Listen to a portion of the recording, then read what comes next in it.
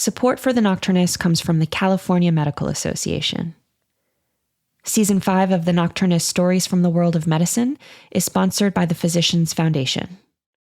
At the Nocturnists, we are careful to ensure that all stories comply with healthcare privacy laws. Details may have been changed to ensure patient confidentiality. All views expressed are those of the person speaking and not their employer.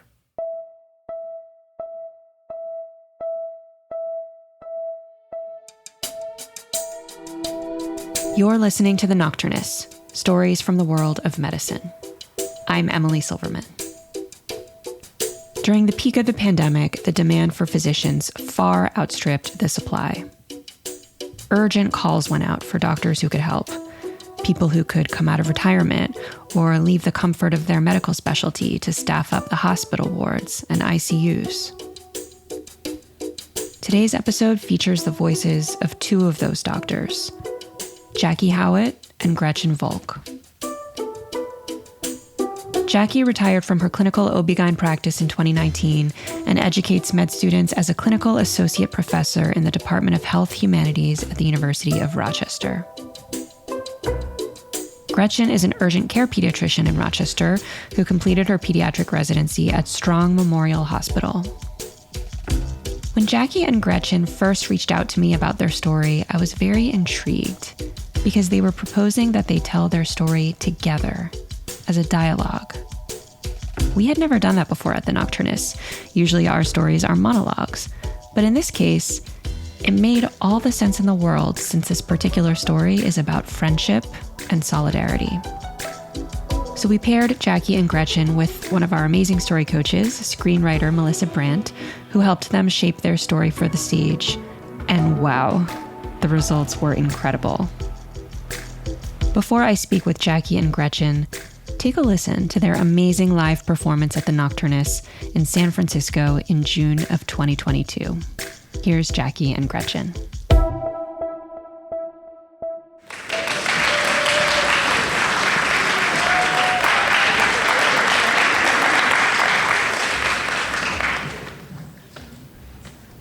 It's April 2020.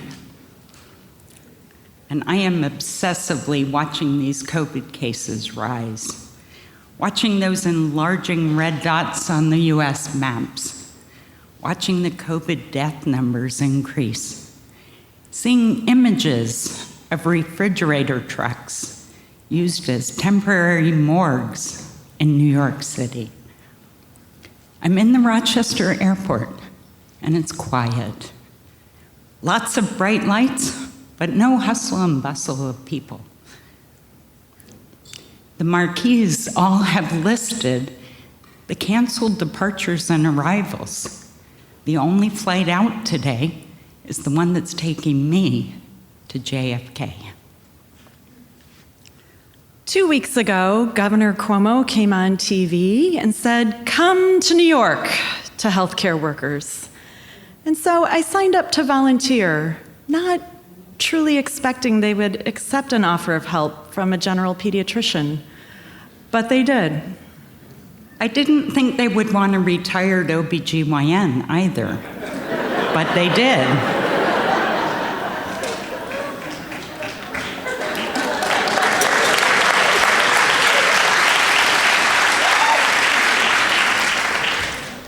So it's Easter morning 2020. I'm walking through this ghostly quiet Rochester airport. It feels like a church if you get there too early for a funeral. It's very somber, and it fits my mood because I'm scared. I make my way to the JetBlue departure gate, and I'm surprised to find a party unfolding. There's a mountain of donuts. There's urns of coffee. There's a big bubbling group of University of Rochester medical personnel. They're all wearing matching fleece vests, and they're arranging themselves into a clumsy pyramid for a group photo. Hey, I'll take that for you guys. Oh, it's okay, I'm not with them. Are you? No, I'm Gretchen. Gretchen, Jackie, nice to meet you. Oh, I just take a big breath. I'd been feeling so alone until that moment. And now, maybe it'll be me and Jackie. Us against the world, us against COVID, or just us against this inappropriately giddy U of R group. Before we board, Jackie gives me her phone number, just in case. So we get on the plane, and we're each assigned our own row. There's no one beside me, there's no one in front of me, there's no one behind me. I'm masked, I'm gloved. I take out my Clorox wipe and dutifully wipe down all the surfaces near me. All of a sudden, the flight attendants go running up the aisle, whooping and carrying a banner that says, "Thank you for your contributions." I'm very frightened. A week earlier, I'd been contacted by a TV producer from Japanese public television, and she wanted to make a documentary about the experiences I was about to have in New York City. So I text her from my seat on the airplane, "Maki, I just made a friend." And she texts me right back, "Ask her if she wants to be in the documentary." "Jackie, do you want to be famous in Japan?" Sure. Seemed like a good idea at the time, but then we're deplaning, and this woman who I've now linked up with stops and offers the JetBlue pilot Easter candy. Did I just give my phone number to a missionary? Not a missionary, very pro-candy. So Maki films us walking through JetBlue's deserted baggage claim area, and the next shot she wanted to get was us getting into the Uber that was going to take us to our hotels. But the Uber driver's super spooked by the TV cameras, so he takes off without us. And I guess it's against Japanese public television policy to invite people into your van, but Maki does because we're stranded there. So we're driving from JFK to Brooklyn, and the streets are empty. I keep thinking about my dad. He was born and raised in Brooklyn, but I've never been. Gretchen, this is weird. There's no traffic. Oh, and I'll never get over these empty airports. The last time I flew, it was November. It was nothing like this. I last flew in November, too. It was chaotic. Where were you headed?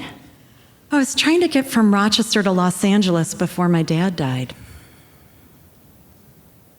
Wait, when did your dad die?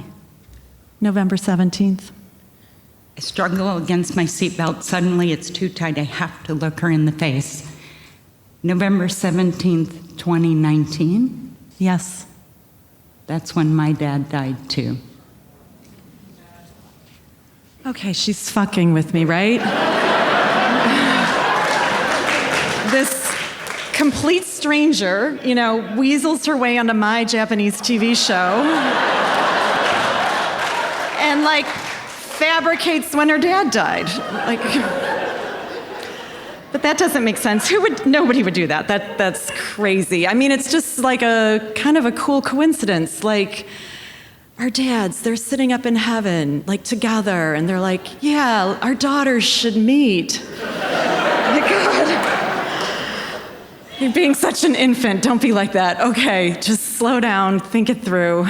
What would Oprah say?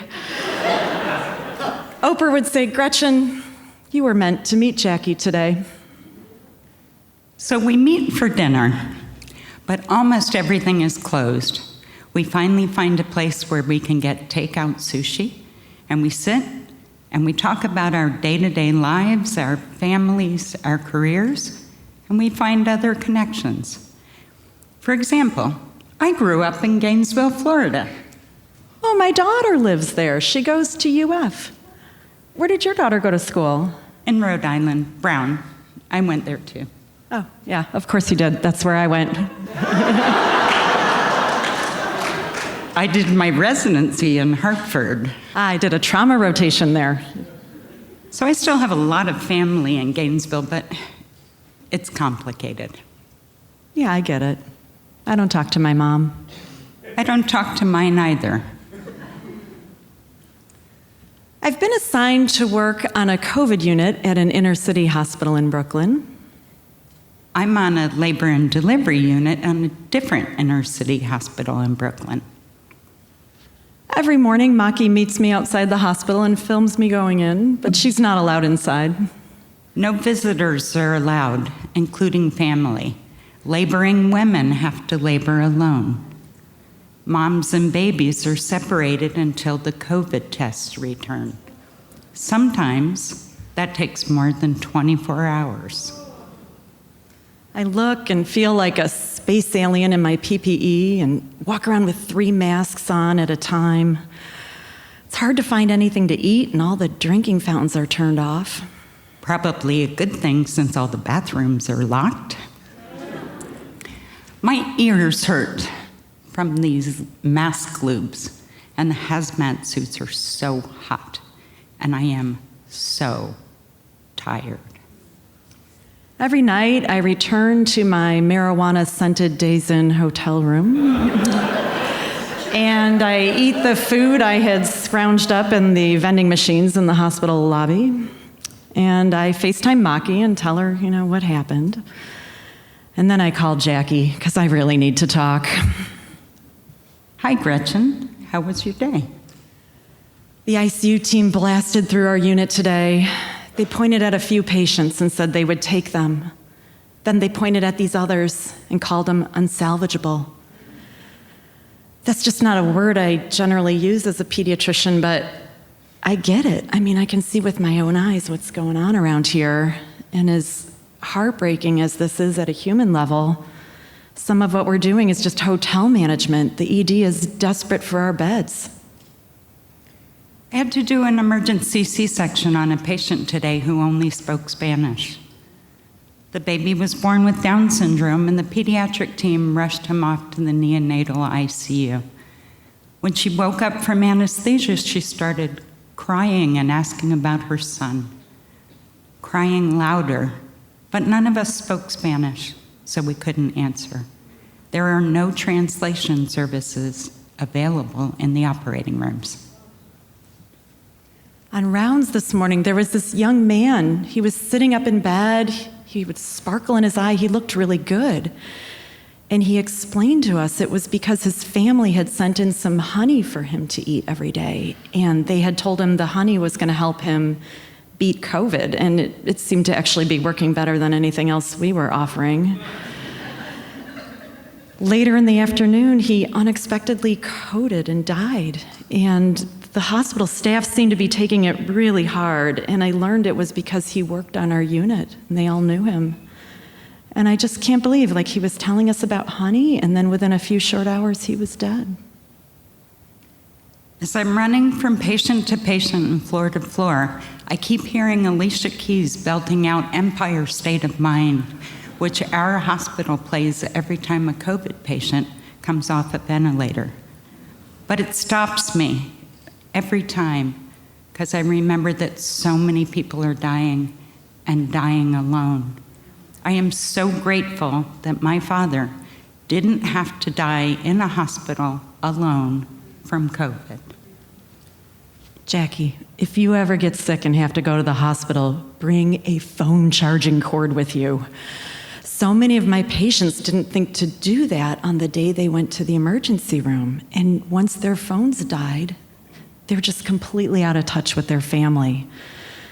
So I spend my afternoons FaceTiming people's families from their bedside. And it's often the first time they've seen their loved ones in many days or over a week. And I'm doing that because I want them to have a chance to say goodbye. It's really hard. I was in Dulles Airport when my dad died, and I still feel like I never had my last phone call with him. Sometimes all we can manage is, it was a tough day. A week after coming home, Jackie and I decide to meet for a walk in Highland Park. It's a sunny spring day, but the park is quieter than usual. Jackie, are we allowed to walk near each other? Am I dangerous to you? I'm not sure. I think we're okay to walk, but let's stay masked. Oh, look, they're planting the pansy bed. I wonder what the design will be this year. The gardener tells us when it's done, it will read hope. My neighbor gave me one of those cute cards that says, "Not all superheroes wear capes." I'm getting the opposite reaction. When I walk down the sidewalk in my neighborhood, as people say hello, they kind of back up from me. They're a little scared. I get it. My family's acting brave, but I think they're a little worried they might get COVID from me. So the other day I put on my bike helmet, my oven mitts, my masks. I'm just trying to reassure them that I'm okay, but I'm really looking forward to sitting closer to them at dinner time one day. How's it going at work? I was really looking forward to getting back to work after spending all that time on the COVID unit. I love playing with baby toes and shooting the breeze with 3-year-olds. But my partners asked me to stay away for 2 weeks. They're worried that I'm going to get them or our patients sick. I never thought I'd be ostracized like this.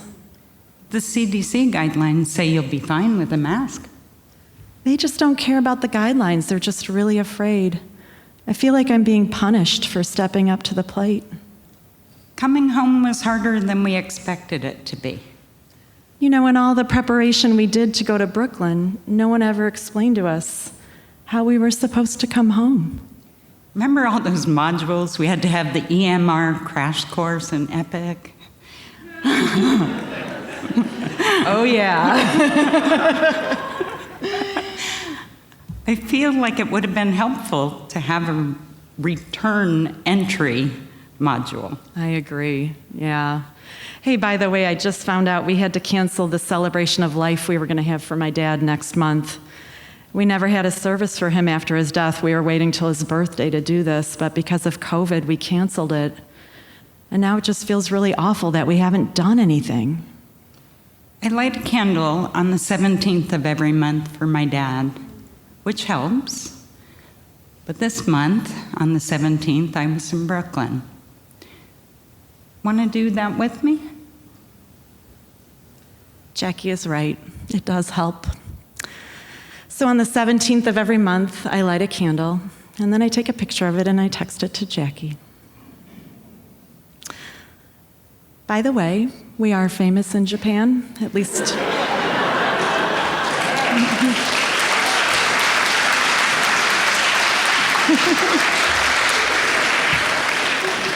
We think we are. We're not sure. But if you're bored, you can Google the NHK TV report about Jackie's and my time in Brooklyn. And so while I am not grateful to COVID for much, I am grateful that it has brought me this lifelong friend in Jackie. And I am grateful for having found my friend Gretchen. I think we should write that module about how to return home. Step 1, find a friend.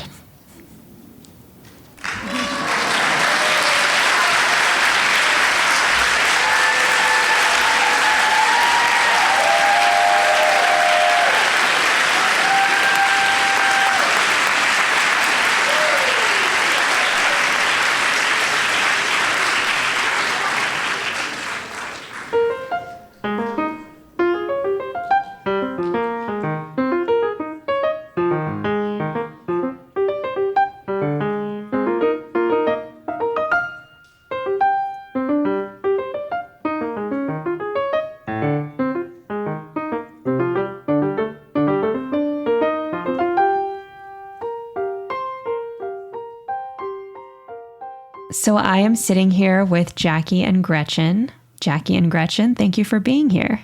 Thank you for having us. It's our pleasure. So the two of you are in the same room right now, and I'm in a different city. And the two of you live in Rochester and are currently in Rochester. So I'm curious, is this the first time you've seen each other in a while, or do you see each other all the time? What is your relationship like these days? Our relationship is based around coffee. So we get together at least once a week, impromptu. One of us will text the other. I am very near this Starbucks. Can you meet me? Yes. And Gretchen's working, like, a lot. I am not working very much, so it works out very well for me to spontaneously meet for coffee. I love that. So we have the yin and the yang. We heard your story just now, and I cannot overstate how amazing it was. The experience of sitting in the audience and watching that in person was one of the greatest Nocturnist experiences that I've ever had, and actually probably one of the greatest theater experiences that I've ever had. So I just wanted to say thank you for sharing that beautiful story. Oh my goodness. Thank you. Thank you. Yeah, we had no idea how joyful it was going to be performing that.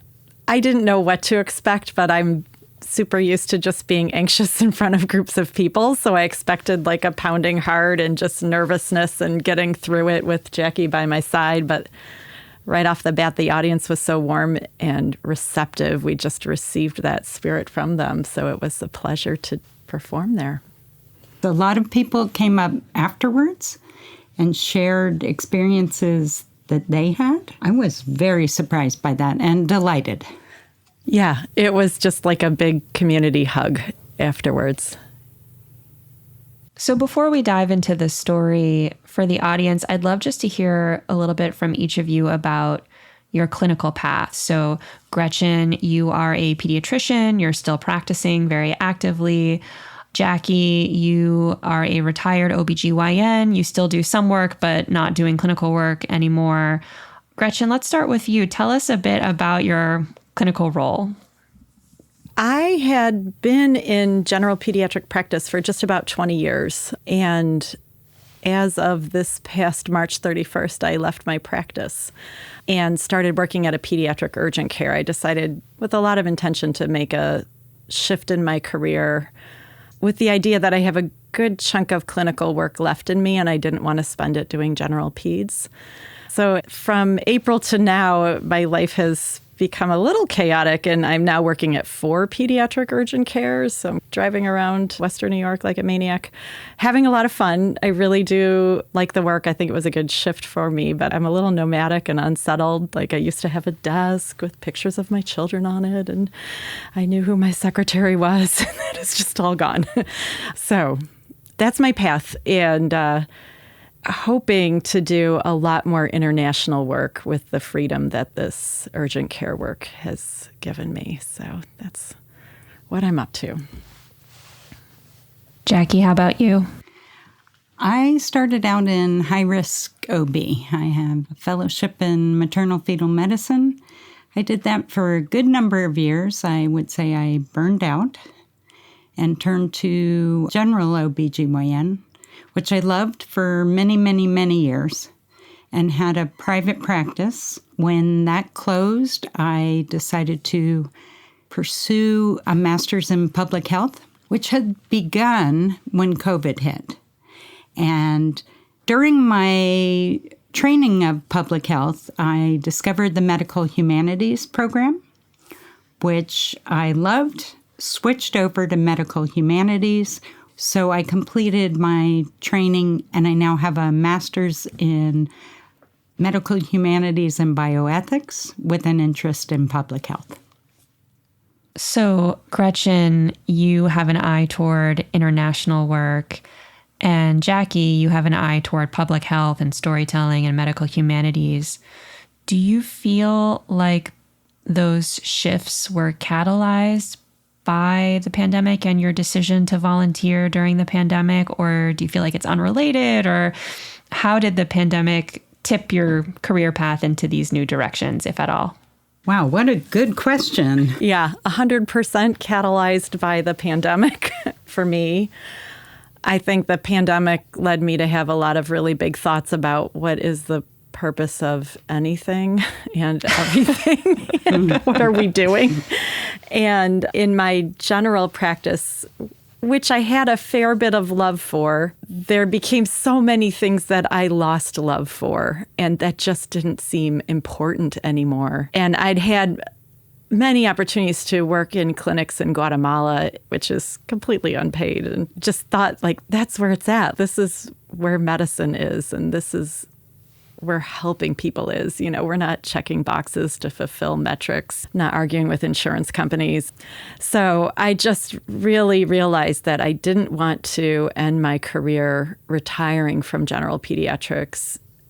And that because I still had a lot of energy and I'm thinking 10 to 12 years left of a working life, that I wanted to make the shift sooner rather than later.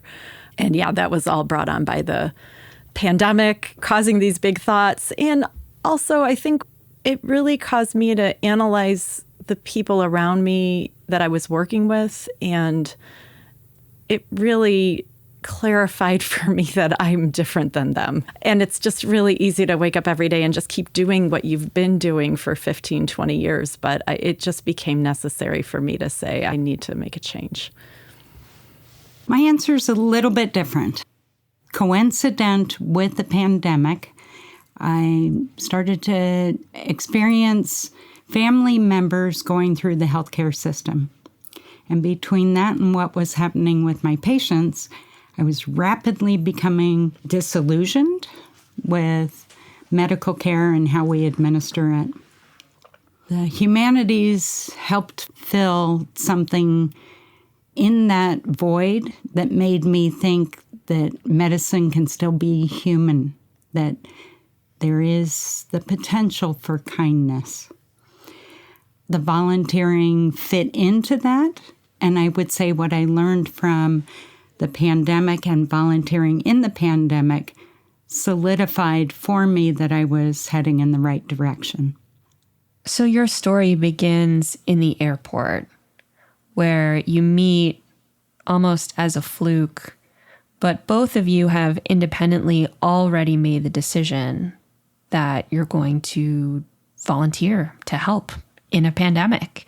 We don't really get to see the moment where you make that decision. Can you talk, each of you, a bit about that? How did you find out about the volunteer opportunities? And was it like an immediate, yes, I'm signing up? Or did you have to think about it for a while? Or what was this process of signing up for this big, scary task?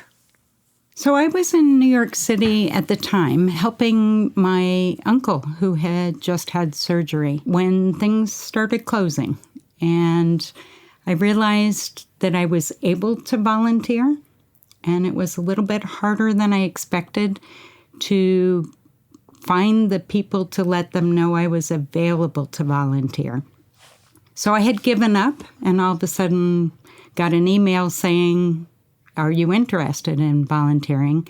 And said yes. I was. I understood that there was a need. I understood the gravity of the request and prepared to do it. And the night before I went, I realized how very frightened I was. And I was afraid of the virus. I was afraid of bringing the virus to my family, and I was afraid of dying. But it wasn't until the night before I left that really hit me. We had heard Governor Cuomo come on TV and tell everyone come to New York. And I'm like, oh my gosh. And then I think this mass email went out to all healthcare providers in New York that you could respond to. So I'm like, okay, like it's easy replying to an email, click. Mm-hmm. And my husband, who's an internist, had actually replied too. I think there was, I wouldn't call it one-upsmanship, but like, okay, she's saying yes, I'll say yes. And then I think it was like a Sunday afternoon and our cell phones started ringing and it was like a real person calling saying, "Did you mean it?" And I'm like, oh, God. And I'm like, yes, yeah, absolutely, sign me up. And my husband had gotten the heads up from the hospital system he works for, "Don't go anywhere. We're probably going to call you up to our local hospital." So he said no. And then I said yes. And then we were like, oh my gosh, I'm a pediatrician. He's a grown-up doctor. Like, how did this happen? And then all of a sudden I'm just getting bombarded with all the, okay, you need to learn our electronic medical records. You need to learn how not to sexually harass other employees. You need to sign off on these modules. And these are the days you're going. And I'm like, okay. Actually, before all of that, they asked me probably 7 times if I knew how to work a ventilator. And I told them like 8 times no. I do not know how to work a ventilator. Put me a few notches down from that kind of person. But there was just like this huge snowball of it's happening. I think both of those stories really just hammer home for me how lonely and scary it must have been to be in that empty airport getting ready to go do this thing, and also how much this encounter and this friendship was needed in that moment. And that came through in the story, but I'm really glad to hear a bit more about the backstory, because it just makes it all the more powerful that the two of you met each other and had somebody else doing this in parallel with you. The other part of that is fun looking back is I'm an obstetrician in general practice. She's a pediatrician in general practice. We had patients in common. I knew the mothers. I knew the babies that became Gretchen's patients. So it's not that big a town in a way. So it was fun that this be the place that we meet.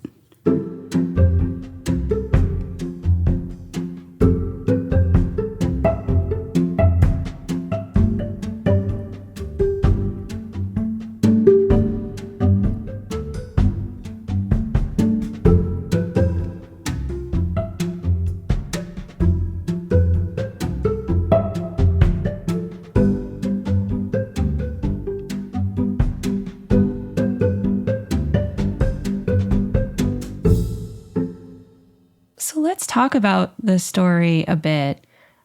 For the audience, this story was a dialogue, as you heard. So we had Gretchen and Jackie standing on stage together, alternating, telling the story. And we had never done this before at the Nocturnists. And I want to give a shout out to the amazing screenwriter, Melissa Brandt, who served as the story coach for this, as well as the wonderful Molly Rose Williams, who's the head story coach.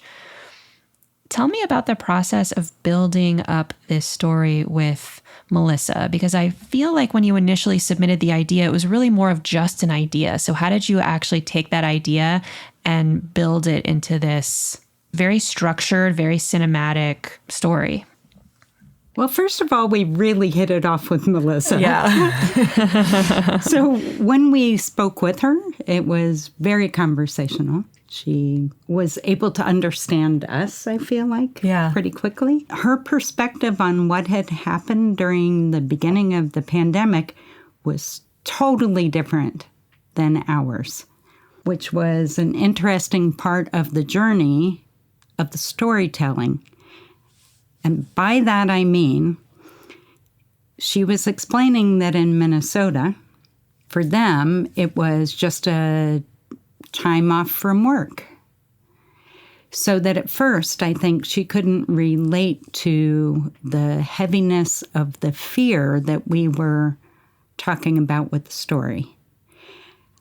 I feel like it helped for us to convince her by explaining how afraid and worried we were during the beginning of it.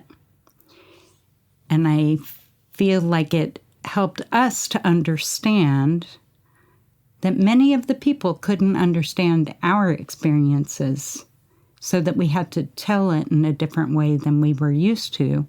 Actually, I think one of the first sentences Melissa ever said to us, I just love, and I just keep it in my head a lot. And she said, we're all women over 50. We can just tell the truth here. I was like, man, that's liberating. I didn't know we were allowed to do that after a certain age. So I continue to attempt to do that. But yeah, somehow it arrived into like a 3-act story with the beginning, some patient stories, and then how we came back together afterwards. And so I think when we kind of got the framework, we could work on the different sections and then how to throw the story back and forth to each other. I would say as part of that, as you know now knowing us, we default to humor a lot. That I think is something that happens in medicine anyway. And our first couple versions, we injected quite a lot of humor. Partly, I think that's how we got through it. And I think Melissa and then Molly helped us keep some of that, but lose enough of it to tell the real story. I think that's so true. I think we put a bunch of funny stuff in there to protect ourselves and to protect the audience from the horror. So some of it still really is quite funny. One of the reasons I love the story so much is that it does take you on this roller coaster where we have really real moments of what unfolded on the ground in New York City during the first wave, but we also have those moments of humor. And so for me as a listener, it really felt like a roller coaster. And the other thing I noticed is that it was a really sophisticated use of narrative. So for example, there were moments of more exposition, but then there were moments of dialogue, which is part of why I think Melissa was so successful in bringing this story to fruition, because she's a screenwriter. So she knows how to work with dialogue and with scenes. And so there's these moments where you turn to the other and suddenly it's dialogue, and then we're back in a scene, and then we're back in dialogue. And I'm just wondering, was that something that Melissa taught you? You know, you taught Melissa about the truth of the story and the reality of what that experience was. But then did she teach you anything about narrative devices and how to shift back and forth in time and things of that nature? Not overtly. I think she let us know as we were telling our versions what was landing. One really helpful thing I think she pushed us towards was talking in the present tense. And then that just made it happening now. It's real. And I think that helped us be vivid, think about it. We're walking, what's happening while we're walking. I think that nudge from her really set it into motion. I agree with that. One of the things that was striking for both of us, and many a cup of caffeine helped, we were surprised at how much emotion we felt in retelling the story to each other as we were developing it. Once we put it into present tense, we both felt it a lot more intensely than telling it as a thing that had already happened and we had moved on. Mm-hmm. The fact that you're picking up on that is so interesting, because I've noticed with other storytellers, so Molly and I will drop in for the audience into these coaching sessions and offer edits and things like that. When you switch from the past tense to the present tense, there's something really interesting that happens where you go from remembering an experience to having an experience. Mm-hmm. You're having the experience once again, which can be very intense for the storyteller. And of course, we have to do all of the things around making sure that we want to tell the story. It's the right time to tell the story. We feel like we're in a psychological place to tell the story. But I think once you check all of those boxes and you say, yes, I am here to tell this story, and this is the gift that I want to give right now, switching into that present tense and having that experience, that is what makes the audience have the experience. And I wonder if there's anything you want to say about that, maybe about the night of, so standing on stage and telling this story in the present tense. Could you feel the audience responding? Or I'm just so I couldn't curious. believe it. Yeah, the instant wave of love. And even just re-listening to it last night, to hear them respond to things. I mean, we practiced a lot to get ready. We didn't even know where all the laugh lines were. What the audience gave us credit for, the generosity of their hearing us. It was a gift. It was lovely. And coming up afterwards and expressing that, I completely agree. One part of the story that really stood out to me was the part where you talk about re-entry. So we can all imagine how difficult it must have been to make that decision, go to New York and see what you saw. But you talk about coming back and the whiplash of that and the way that you were received by your communities. And I'm just curious, now that it's been a year plus from your return, how did that end up shaking out? Did that response from your community evolve over time, or have things quote unquote gone back to normal with them? Or is there any lingering dissonance where you feel, and Gretchen, you sort of alluded to this. I'm different from these people in some way. Like, how is that landing these days? I will say lingering dissonance. Yeah, it was heartbreaking to me. When I came back, we had these just big community Zoom meetings of all the general pediatricians. So we're all synced up. And like a complete idiot, I put in the chat, I just got back from Brooklyn. If anyone else is going, let me know. I'll fill you in. And I got nothing. I was like, oh, nobody else is going. I thought we'd all line up and take a turn. It really was startling to me. And I don't want to be judgy about it. Everybody's got their reasons, but it clarified for me that I was super different. And then to be received by my own partners at my practice with such fear was so painful to me, to not be let in the building. It wasn't like they barricaded me. They just let me know on no uncertain terms. They weren't comfortable with me entering that building for 2 weeks. It was very frustrating. The other thing that, as we were developing this story, it reminded us that we are now in a very different mental space with COVID and masking and fear than we were then. At the time, people were afraid enough of my presence to physically back up because they knew I had been in New York City. Now, they look askance at me when I wear a mask. Yeah, you're the weird one. I'm the weird one, right? Yeah. So I almost feel like that didn't happen, so that when we were talking about it again, it was reinforcing that it had happened. It was as frightening as we remembered, and now we have evolved into a different place. Maybe evolved isn't the right word. I'm like thinking of any other verb. Sidled over to a different place.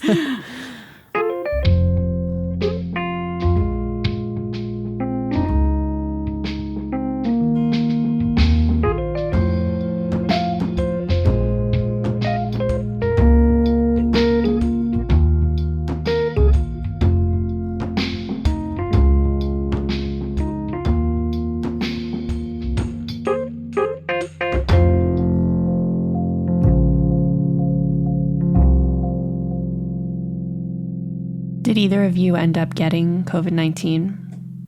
Jackie remains in her pure state. Very proud to report on Jackie. Hopeful still. I finally got it the end of July, and it was just emotionally devastating because I thought I was special. But my son brought it into our house, and She taught him sharing. yeah, it stank. I mean, I didn't get super sick, but I was really tired, and I feel like it took me about a month to get back to my sparkly ways. I have to ask about the Japanese documentary. Did that ever work out? Yeah, it was such an unusual experience. Every day when I would get back to my hotel, Maki would want to FaceTime with me, and she would film that, just describing the events of the day. And she also interviewed my family while I was away. What's it like having your mom away? And my son's oblivious.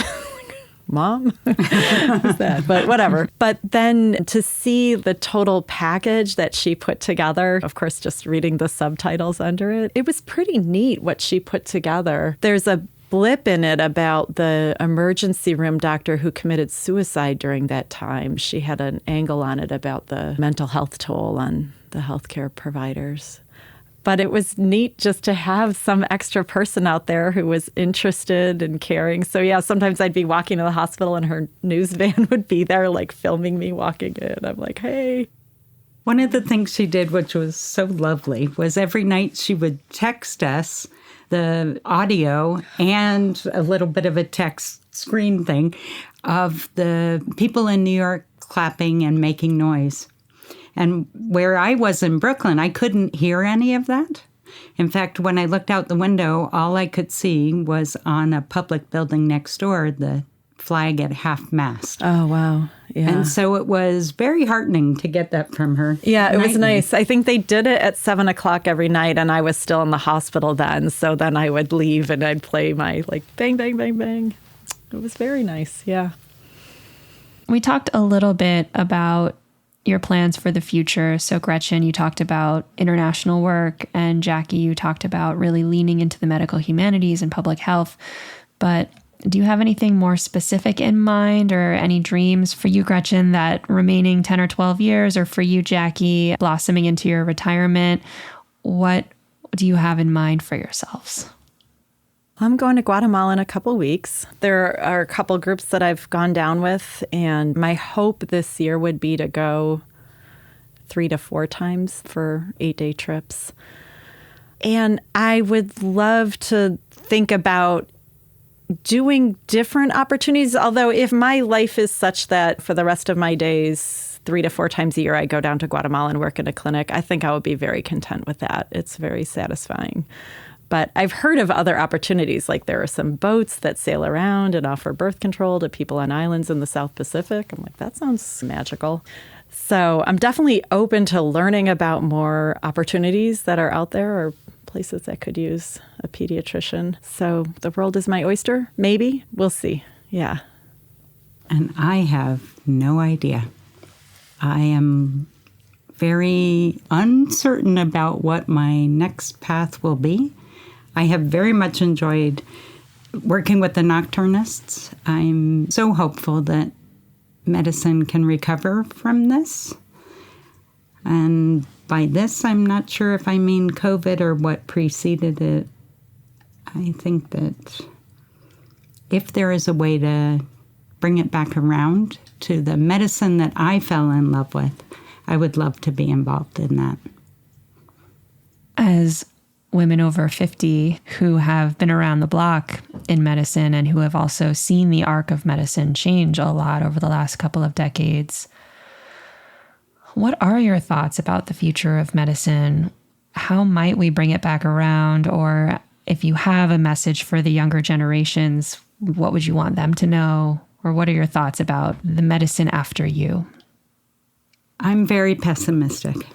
I feel like the past couple years has furthered a trend in distancing ourselves from our patients. And I think that both sides lose with that.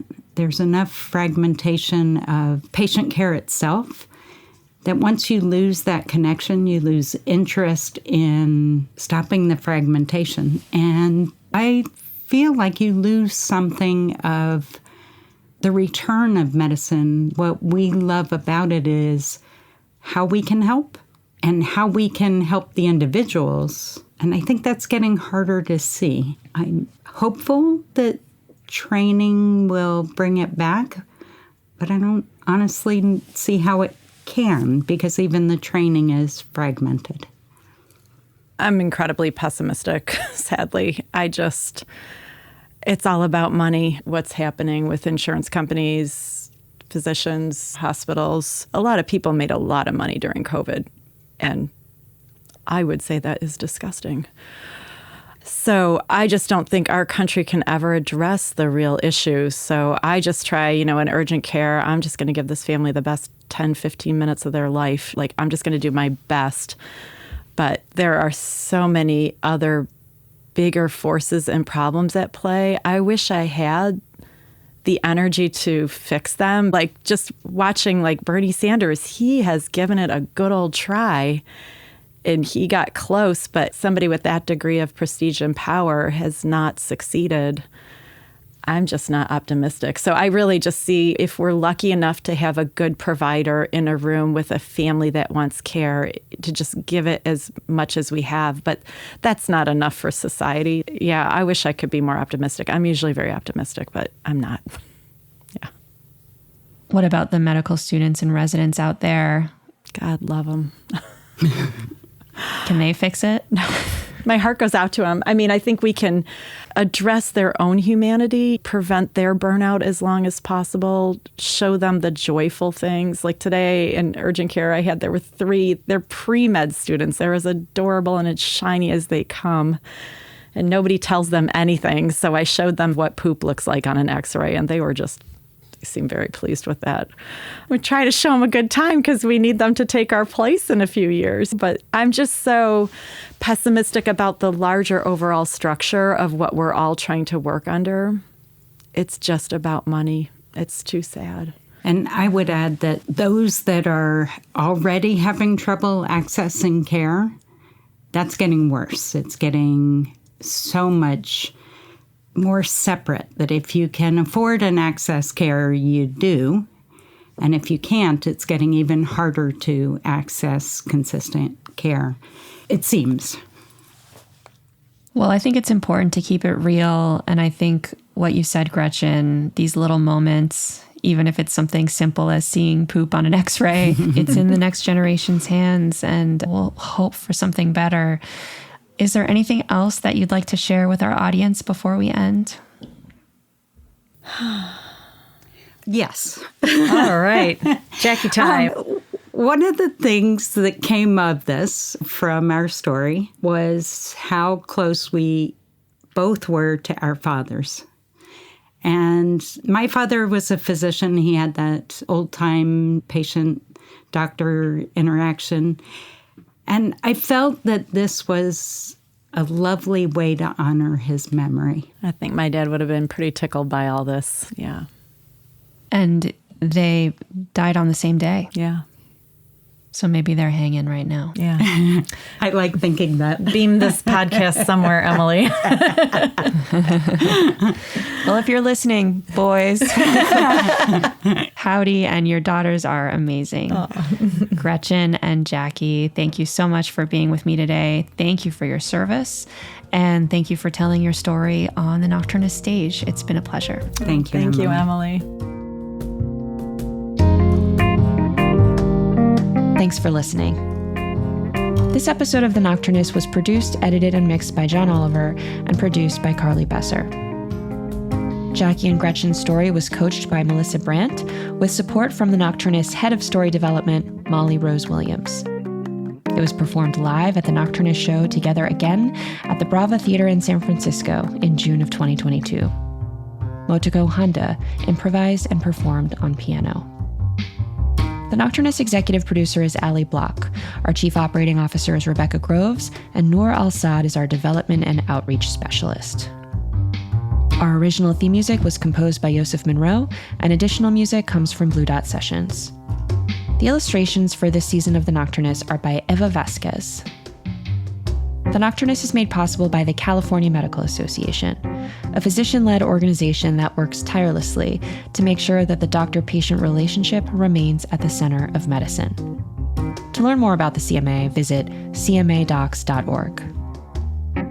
This season of The Nocturnist is sponsored by the Physicians Foundation, which empowers physicians to lead in the delivery of high-quality, cost-efficient healthcare by attending to physician well-being, supporting medical practice sustainability, and helping physicians navigate the changing healthcare system. The Nocturnist is also sponsored by the California Healthcare Foundation and from donations from listeners like you. Thank you so much for supporting our work in storytelling. If you enjoy the show, please help others find us by giving us a rating and review in your favorite podcast app. To contribute your voice to an upcoming project or to make a donation, visit our website at thenocturnist.com. I'm your host, Emily Silverman. See you next week.